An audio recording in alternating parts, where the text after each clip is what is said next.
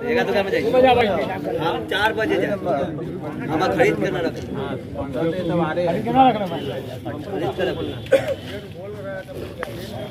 आप लोग जो यहाँ मीटिंग करने बैठे हैं तो क्या परेशानी है आप लोग को, क्या मामला है बताइए। परेशानी यही है कि सर इतना साल से काम करते आ रहे हैं, हम लोग जो बढ़ोतरी का मांग है वो मांग हमको पूरा। क्या मांग है आपका? मांग है कि जो महंगाई बढ़ते हुए पर उसको बढ़ोतरी हमको चाहिए। अभी कितना मिल रहा है आपको? अभी जो मिल रहा है सो चेम्बर लिखा हुआ है, उसके ऊपर से बढ़ोतरी मांग है। आपको क्या परेशानी है? हमारा परेशानी तो यही है कि दुकान पर है तो काम है, दुकान पर है तो काम नहीं है, जब जैसी बाहर निकलते हैं तो दूसरे से काम करवा लेता है। आप बताइए। जी सर, आपका क्या समस्या है? हम लोग अगर मजदूरी करने आते हैं गाँव से देहातों से, अगर हम 6-7 बजे तक रहते हैं उस पीरियड तक काम नहीं होता है, या टाउन का आदमी करे या देहात का कोई यहाँ डेरा लेकर रह रहे हैं, वो आदमी अगर काम कर लेते हैं तो हम तो वहीं के वहीं रह गए। हमारी तो महंगाई या चाहे कुछ भी बोल करके हम लोग को पूर्ति नहीं हो पाती है। क्या नाम है आपका? जी, क्या नाम है आपका? रमेश पटेल। हमारा यही मांग है कि जो कमर्शियल मजदूर यूनियन के अंतर्गत जो भी हम लोग फैसला लिया था सहसम्मति से, और हमने चैम्बर को लिख के दिया, जो चैम्बर ने हमको उसके अनुरूप हमको जवाब दिया था कि 15 दिन के हमको समय दिया जाए, जो बढ़ते हुए महंगाई पर आपके साथ वार्ता करेंगे। लेकिन उसके बाद चैम्बर के भूल भुलैया रवैया के कारण हम लोग को आज तक मजदूरी पर कोई वार्ता नहीं हो सका। इसलिए हमने आज कमर्शियल मजदूर यूनियन की मीटिंग करके तमाम साथियों से एकजुट होकर सभी से राय लिया है कि इस विषय पर हमें क्या करना चाहिए। हम लोग का भी जो 2-3 साल जो कोरोना के पीरियड में जो हम लोग का दुख झेले हैं मजदूरी का, वो बढ़ते हुए महंगाई के ध्यान में रखते हुए हर समय महंगाई चरम सीमा से ऊपर होने जाएगा। मेरी मजदूरी वहीं का वहीं है, और इसका हमने सरकार से प्लस व्यवसायी से और चैम्बर से हम डिमांड किए हैं कि हमको इस पर ध्यान रखते हुए मजदूरी बढ़ाई जाए, जिस पर इन लोगों ने टाल मटोल करते आ रहे हैं। इसके लिए एवज में हमने एक निर्णय लिए हैं कि हम सामूहिक हड़ताल पर जाएंगे। अगर मेरा बात को नहीं मानते हैं तो मैं सामूहिक हड़ताल पर चला जाऊंगा। इसका जवाब नहीं चैम्बर को देना होगा। ये हड़ताल का कोई दिन तारीख तय किए अभी? हाँ। या फिर मीटिंग करके तय करेंगे? नहीं, मीटिंग तय हो गया। 13-14 जनवरी को एक बार 13-14 जनवरी को हम लोग एक बार किए हैं। उसके बाद नहीं मानते हैं तो फिर 10 दिन के बाद हम लोग अनिश्चित काल के लिए हड़ताल पर चल जाएंगे। आपकी मुख्य मांग पैसा बढ़ाने का, बढ़ोतरी का है, मजदूरी में बढ़ोतरी है। कितना मजदूरी चाहते हैं? बहुत है, वो देखना पड़ेगा। हम लोग का उसका चार्ट है और बहुत सारे मांग है। इसमें है कि हमको 30 साल 40 साल 45 साल से मजदूर एक ही दुकान में काम करते करते चले जाते हैं, उनको कुछ नहीं मिलता है। और सेठ जब कहते हैं कि भाई आपका काम करने लायक अपने घर जाइए, हम 40 साल आपके यहाँ जीवन गुजारे, हमको कुछ नहीं मिला, उसको हमको सराहना चाहिए। और जो हम विदाई जो होता है, अगर हम नहीं समर्थ है तो हमको वो चीज़ को लागू करें। बस, धन्यवाद। आप अपना परिचय दे पहले। मेरा नाम हुआ प्रमोद कुमार जी। हम कमर्शियल मजदूर यूनियन के महामंत्री हैं। हम मजदूरों की समस्या को लेकर हमेशा उत्तर बिहार वाणिज्य और उद्योग परिषद के वस्त्र विभाग को देते आए हैं, और वो हमेशा टेबल पर बैठ करके एक एग्रीमेंट करते आए हैं। ये कहानी लगभग 20 साल से चल रहा है।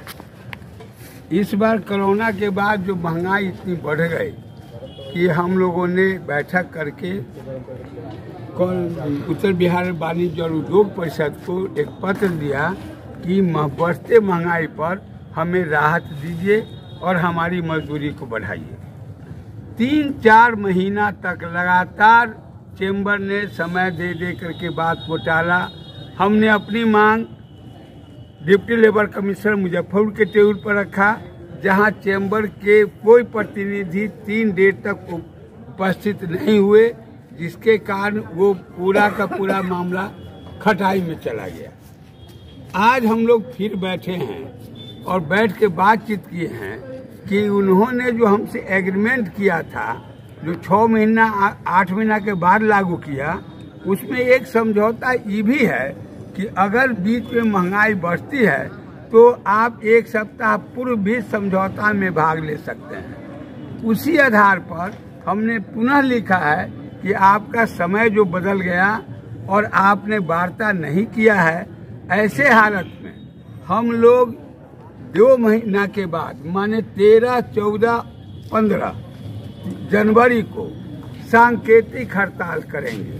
अगर ये सांकेतिक हड़ताल के बाद अगर आप नहीं बैठेंगे तो हो सकता है कि हम लोगों को बाध्य होके अस्थायी हड़ताल करेंगे, क्योंकि जब रोड पर भूखे हम मर ही रहे हैं तो फिर आपके यहाँ काम करके भी भूखे मरें, उससे अच्छा है कि हम काम को सदा के लिए बंद करेंगे। एक नई परंपरा यहाँ जन्म ले लिया है कि पहले हम लोग चूंकि उस परिवार से आते हैं जिस परिवार में कोई सभ्यता संस्कृति नाम की चीज सिखाई नहीं जाती है, फिर भी सूता पट्टी में आने के बाद चेंबर के या दुकानदार को हम मालिक जैसा शब्द, साहब जैसा शब्द, भैया जैसा शब्द, अगर इसके बारे में रमेश टेकवानी जो सबसे बड़े व्यापारी हैं साकेत के, या HB या रानी सती या जो 10 फॉर्म बड़े बड़े फॉर्म हैं, उनसे जाके पूछिए जो हमारे पलदार काम करते हैं, उनके साथ भैया का शब्द उपयोग करते हैं। जनरली भैया मालिक हमारी भाषा है,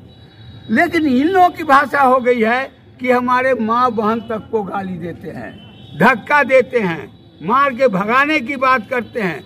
ये जो नई परंपरा चेंबर ने शुरू किया है, इसका हम जोरदार शब्दों में विरोध दर्ज करते हैं।